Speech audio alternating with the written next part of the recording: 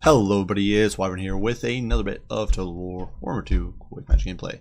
This time we're on Spite Reach Pass playing as the High Elves against the Skaven. And rather than trying to abuse any sort of kite builds or cheesiness, we're actually going with a pretty conventional composition here. Focusing on bolt throwers, I guess. So for the High Elves, one of the big issues can be artillery. If you don't deal with artillery properly, then life can become miserable. On the flip side, if you deal with artillery very well, then life is easy because you just run everything over with nobles on chariots and and spells and cavalry and that sort of stuff. So obviously there's some other stuff Skaven can do. They can use monsters, they can use their point defense stuff like poison wind globes, but really I do think the most important thing is can you deal with the artillery in most situations against most Skaven players. And that's what we're kind of trying to do here. So for my lord, bring Teclis. Well, Teclis is just awesome. Like, he's just stupidly good. In my opinion, I still prefer Teclis to Alariel, to be honest, in most matchups. He's not bad. Obviously, she's amazing, and he's perhaps not always the greatest, but definitely very solid. Here we are bringing Boundfire Convocation, which I almost never bring, but it's good for clearing away Skaven Chaff. We do have a Potion of Troy for the self-heal, regrowth for the heal on him and the nobles, Flock of Doom, and Enfeebling Foe, and then, of course, Greater Arcane Conduit, Shield of Safri, and Wild Heart. Flock of Doom really good against Skaven as well. Just when they blob up, you can just nuke them so hard. We do have two nobles on chariots who are going to be looking to pester and harass the enemy lines. On either flank, hidden in the trees, we do have, because I was worried about Warp Lightning Cannons, we do have Dragon Princes on this end, and then the Fireborn on this end over here. 3 bolt throwers, and then a front line composed of 2 white lines and 2 spears, one of which is the Signs of Mathlon. So not much to be said there. The bolt throwers should win the artillery duel, and then our front line can just hold while our cavalry runs amok. Now for my opponent, he decided to go with a very campy build, and very sort of just lined up, which is a bit of a funny deployment. Personally, I think if you're trying to play defensive, you want to spread out your spears a little more, and perhaps keep the help bit in the middle rather than the very back, but regardless, going over the build. He does have 3 units of Plague Claws who are already teeing off on my White Lions, and they will shortly shift fire to my Eagle Claws. In the early game, we were just barely out of range, so I had to wheel my Bolt Throwers into range, and he had to wheel his Plague Claws up a little bit. But for his lord, he is bringing good old Queek Headtaker, which is a surprising pick. We're looking to probably goon some troops. He does also have an Assassin here. He's got a Plague Priest who's got the Wither. He's got the Plague Monk Summon. And Vermintide, so a whole bunch of summons looking to be very annoying that way. And of course, he can break your leadership with Contaminated, and he's got AP, so not bad. Queek does have Warp Shard Armor for the armor debuffs. He does have Stand Your Ground. He's got Trophy Heads and Dwarf Gouger, which is a little surprising. Verminous Valor as well. Otherwise, well, a front line of Skaven Slaves backed by a second line of Clan Rats, simply looking to hold and stall, while the main damage is done by Poison Wind Globes and the Catapults and the Warp Fire Throwers. Definitely looking to see how these guys perform. Finally, in the back, we do have some Clan Rat Spears for more defense and the Help It for some additional anti-large. And it can do some okay work against stuff like dragons and whatnot.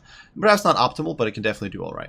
Now here I make a bit of a misplay. I figured that with my Bolt Throwers, they're so superior, because I mean, I don't really play High Elves with Bolt Throwers too much in this matchup, and I figured they're so good, so much better than Skaven Artillery, that I'm just going to be able to split fire and pick apart all at once. Well, that was stupid. A moral of the story here, guys, focus fire, because otherwise you can get screwed. And you can see the catapults here, focusing fire on one Eagle Claw Bolt Thrower or taking it to Pound Town, despite the leadership buffs from proximity, especially with the Contaminated effect on top of the artillery debuff. These guys are just not going to be able to hold, which is disastrous for me.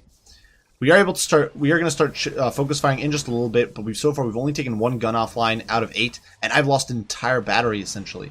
So it's right now 6 on 8 guns, and so we're going to start focusing fire very shortly, and you can see that the effect will get much better in just a little bit.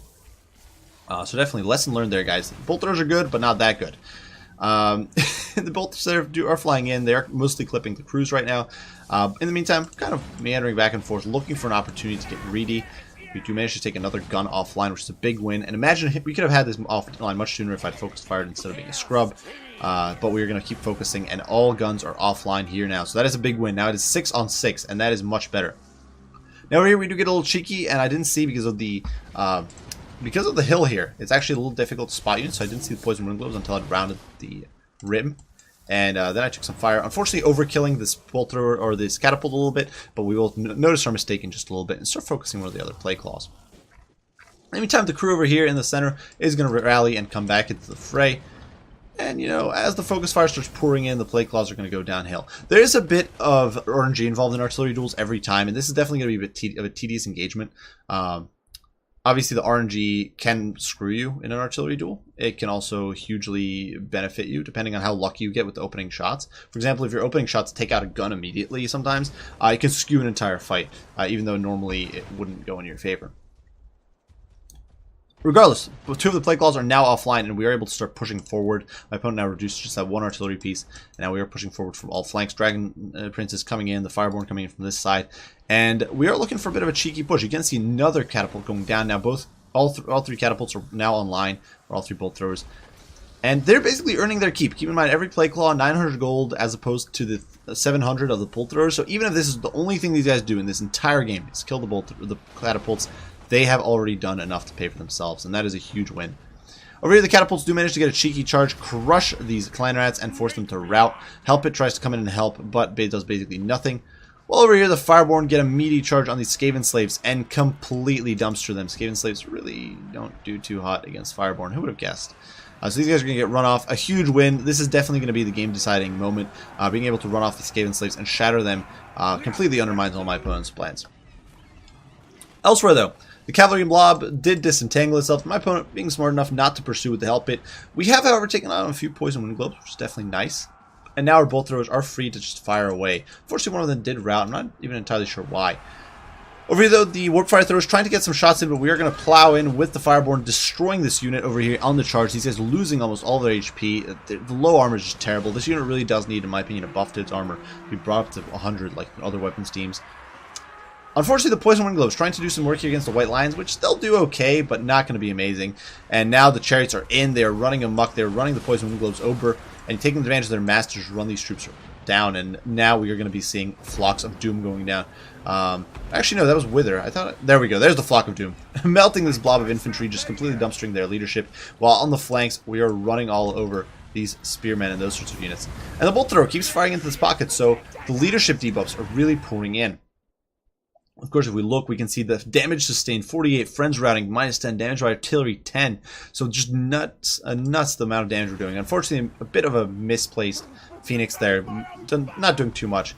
But the Poison Wind Globes routed on both accounts, completely getting run over by the nobles. The artillery crews are going to be trying to tie them down and prevent them from chasing. And of course, our bolt throwers here about to get swarmed by Skaven slaves. So a bit of a crappy situation for them. But definitely things going pretty well. Over here, the Dragon Prince is kind of failing against the Help It Abomination. We did hit it with an Enfeebling Foe, trying to prevent it from being too damaging. But obviously, this just isn't an ideal fight. Now, I should have probably pulled the Dragon Princes out, but I just wanted to bog these guys down. I wanted to prevent my opponent's hero squad from getting into the fray and mop up the rest of his army, because that's, in my opinion, a very important thing to do. Just get all those dangerous units off the field. Now, unfortunately, rats are pretty quick when they're fleeing, so weirdly enough, the nobles here are going to struggle a bit to catch them. And I'm actually going to give up on chasing those Poison Wind Globes shortly. The Bolt Throwers over here do some damage to the Skaven slaves as they approach point-blank range. Bolt Throwers at point-blank range with their shotgun blast can do a lot of hurt, especially to lightly or unarmored troops like the Skaven slaves. But they are going to get in on the artillery crews and start dumpstering them. I just can't be bothered to protect the artillery at this point. I figured these guys would rout because they were only 3 leadership. How about they rally and push through and win, which is pretty nuts. But simply put, I just can't be bothered to care at this point. My main goal was simply to mop up the peripheries. I'm like 1 unit of Skaven slaves, and like these last few smidgens of ammo are not going to win me this game. So we are just simply swarming these Help Its, bogging the Help It down with infantry, and in the meantime using Flocks of Doom to melt the other infantry and using our Fireborn to just clean up an Isle 9. These guys up to 210 kills, something you're not going to see all that often in Quick Match. Obviously against Skaven, that's probably your best bet.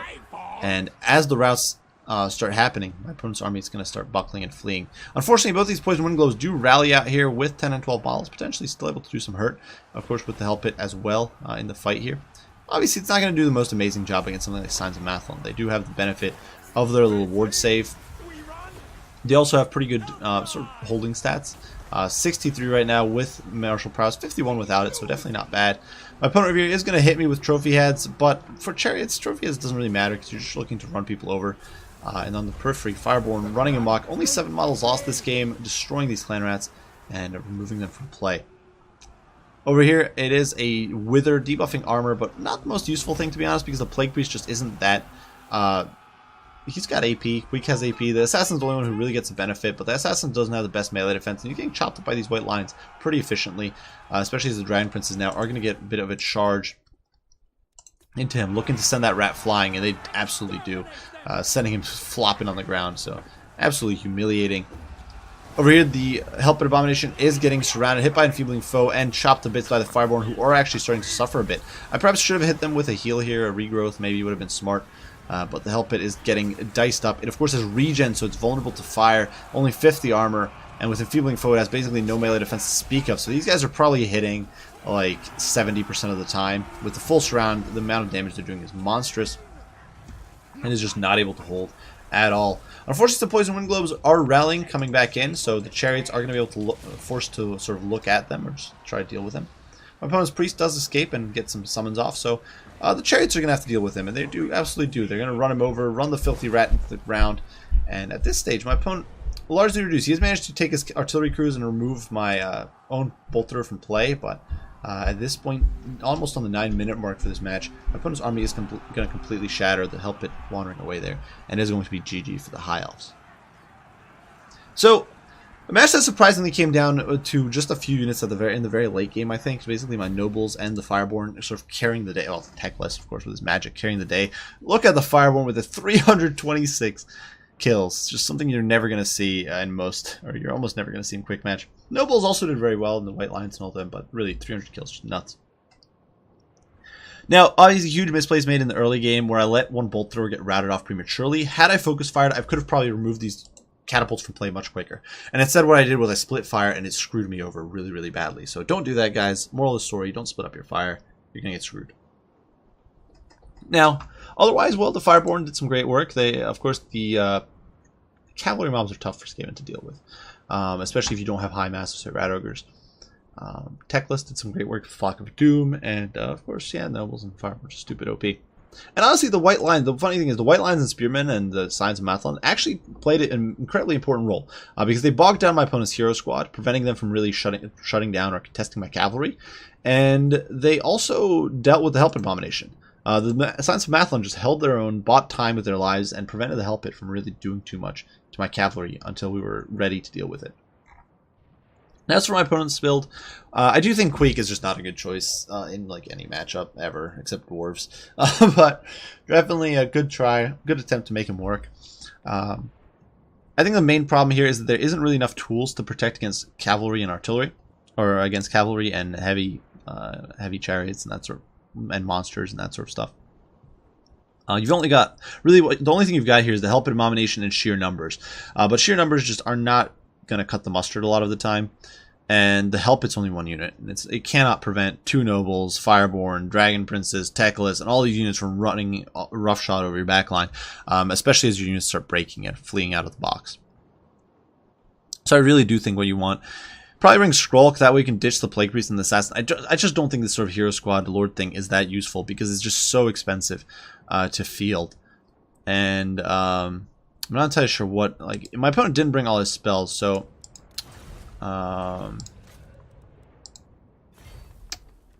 if we quickly go, I'm kind of curious to see just how much he invested in that hero squad, because it wasn't like the most expensive hero squad ever. I think he actually took off the concealment bombs, guys. Fun fact, concealment bombs cost nothing, so never take them off. It's not worth it.